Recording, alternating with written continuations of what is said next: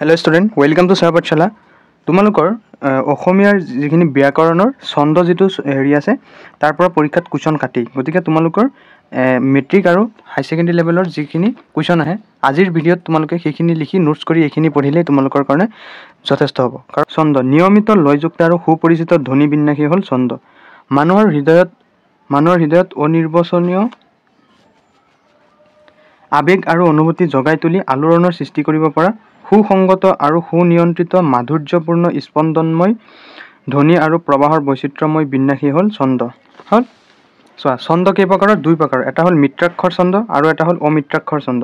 প্ৰথমে পঢ়িম যে মিত্ৰাক্ষৰ ছন্দ কাক বোলে যিবোৰ কবিতাৰ চৰণ বা বাক্যৰ শেষত আখৰৰ ধ্বনিৰ মিল থাকে তেনে ছন্দক মিত্ৰাক্ষৰ ছন্দ বোলে যেনে মেলিলো প্ৰথম চকু তোমাৰ কোলতে আই জনমৰ আদিম পুৱাত মুদিম আকৌ চকু তোমাৰ কোলাতে হৈ জীৱনৰ শেষ খন্দিয়াত ইয়াৰ পিছত নেক্সট পঢ়িম অমিত্ৰাক্ষৰ ছন্দ চোৱা যি ছন্দত পংক্তিবোৰৰ শেষ আখৰৰ মিল নাই তাকে অমিত্ৰাক্ষৰ ছন্দ বোলে যেনে মৃত্যুঞ্জয়ী আকৰ আহ্বানে বাৰে বাৰে মাতিছে আমাক তেজেৰে আমাৰ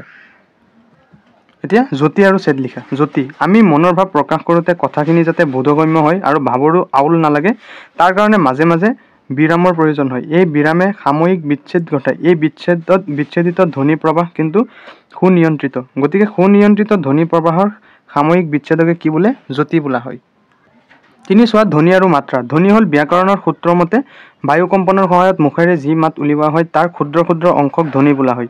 কিন্তু ছন্দত যাক ধ্বনি বুলি কোৱা হয় সি শ্ৰুতিগ্ৰাহ্য বায়ু কম্পনৰ ফলত সৃষ্টি হয় ধ্বনি আকৌ দুই প্ৰকাৰৰ যেনে যুগ্ম ধ্বনি আৰু অযুগ্ম ধ্বনি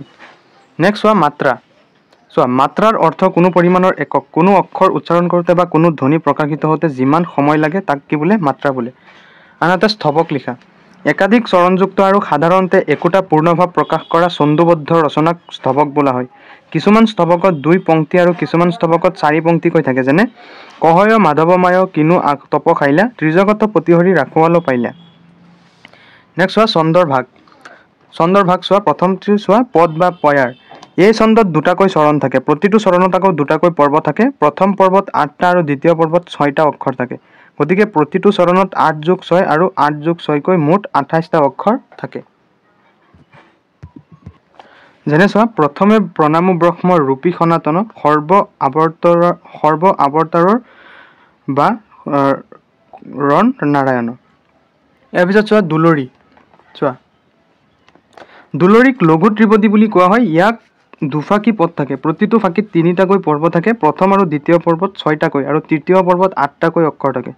দুয়ো ফাকিতে 6+6+8 আৰু 6+6+8 মুঠ 40টা অক্ষৰ থাকে যেনে চোৱা পাছে ত্ৰিনয়ন দিব্য উপবন দেখিলন্ত বিদ্যামান ফল ফুল ধৰি জকমক কৰি আছে যত বৃক্ষমান এতিয়া চোৱা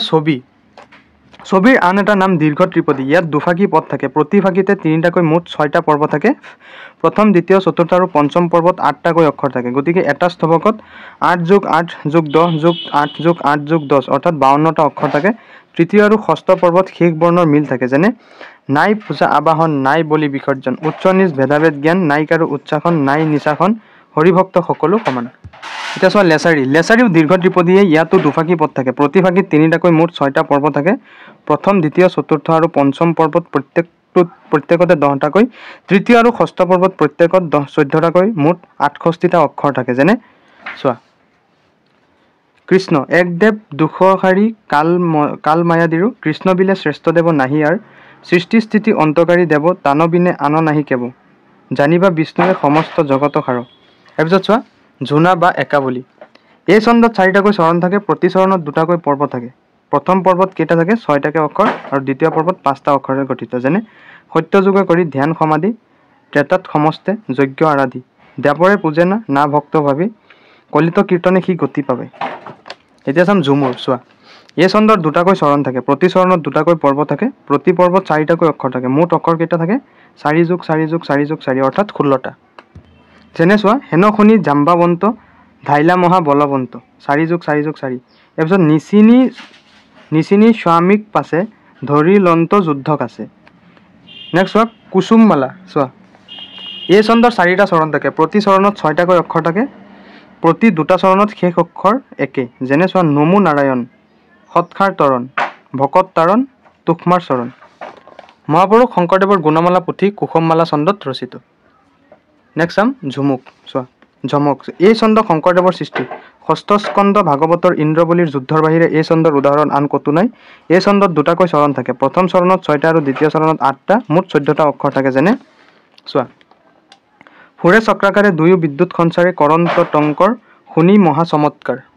এতিয়া চোৱা চনেট, চতুৰ্দশ পদী কবিতা। চনেট ইউৰোপীয় ছন্দৰীতিৰ কবিতা। এনে ছন্দৰ কবিতাত 14 শাৰী পদ থাকে। ই দুটা ভাগত বিভক্ত, অষ্টক আৰু ষষ্ঠক। অষ্টকত 8 শাৰী আৰু ষষ্ঠকত 6 শাৰী থাকে। এনে ছন্দৰ শাৰীবোৰৰ শেষৰ বৰ্ণৰ সংকেত হ'ল ক খ বা ক খ খক আৰু গ গ গ গ ঘ গ। যেনে হেমচন্দ্ৰ গোস্বামীৰ প্ৰিয়তমাৰ চিঠি।